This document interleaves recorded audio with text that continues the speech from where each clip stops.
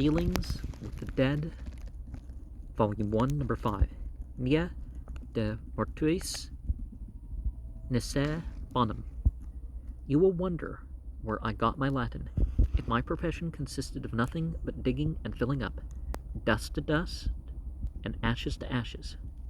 I would not give a fig for it. To a sexton of any sentiment, it is a very different affair. I have sometimes doubted if it might not be ranked among the fine arts. To be sure, it is rather a melancholy craft, and for this very reason I have tried to solace myself with the literary part of it. There is a great amount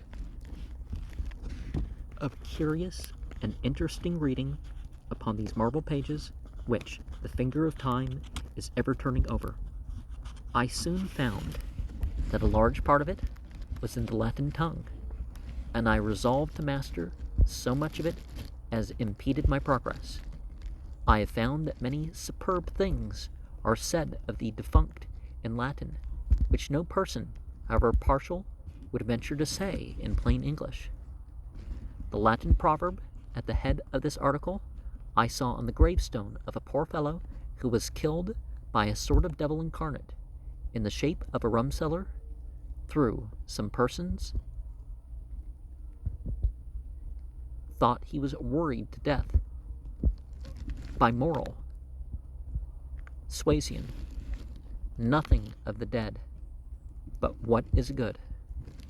Well, I very much doubt the wisdom of this rule. The Egyptians doubted it, and their kings were kept in order through a fear of the sentence to be passed upon their character and conduct by an assembly of notables summoned immediately after the decease. Montaigne says it is an excellent custom, and to be desired by all good princes who have reason to be offended, that the memories of the wicked should be treated with the same respect as their own. Well, the ancient Egyptians had this run, right, your name. And that would include the memory of your name, right? In England and our own Commonwealth, we have legislatively repudiated this rule in one instance, at least until within a few years. I refer to the case of suicide. Instead of considering the account balanced by death and treating the defunct with particular tenderness because he was dead, the sheriff was ordered to bury the body of every person, fellow de se, at the central point where the four roads met, and to run a stake through his body. This, to say nothing of its cheating our brotherhood out of burial fees, seems very awkward of a proceeding. There is a pleasant tale related of Sheriff Bradford, which I may repeat without marring the course of these remarks. Mr. Bradford was the politest sheriff that we ever had in Suffolk, not excepting Sheriff Sumner. Sheriff Bradford was a real gentleman, dyed in the wool. It did one's heart good to see him serve an attachment or levy an execution. Instead of knocking one down and arresting him afterwards, Mr. Bradford made a pleasant affair of it. It actually seemed as if he employed a sort of official ether, which took away the pain he used while placing his bailiff in a lady's drawing room, to bow and smile so respectfully and sympathizingly, and in a sotto voice, to talk so very clerically of the instability of human affairs. An individual within the sheriff's precinct cut his own throat.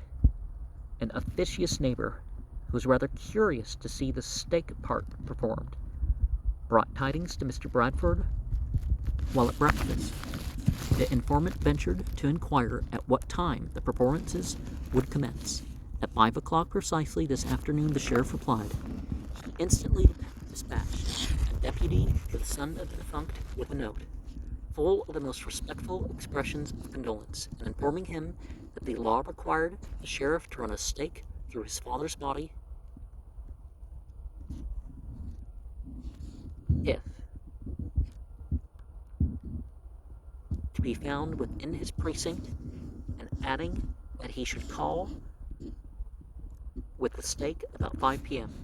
The body was, of course, speedily removed, and non est incentus was the end of the whole matter. Civilization advanced. Several of the upper 10,000 cut their throats or blew their brains out, and it would have been troublesome to carry out the provision of the law and cost something for stakes. The law was repealed. Some sort of ignominious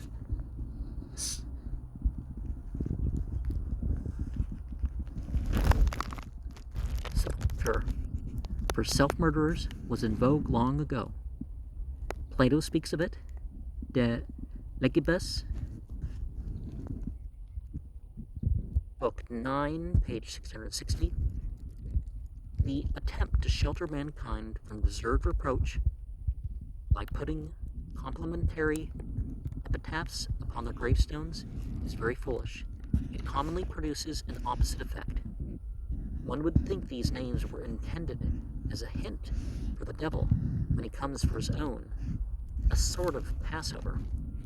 I am inclined to think if a grand inquest of any county were employed to discover the last resting places of their neighbors and fellow citizens, having no other guide but their respective epitaphs, the names and dates having been previously removed or covered up, that inquest would be very much at a loss. In the midst of such exalted virtues and supereminent talents, and extraordinary charities, and unbroken friendships, and great public services, some inscriptions are perhaps too simple. In the burying ground at the corner of Ark and 6th Streets, Philadelphia, and very near that corner lies a large flat slab with these words: Benjamin and Deborah Franklin, 1790. Oh, Benjamin Franklin, from the Founding Fathers, okay.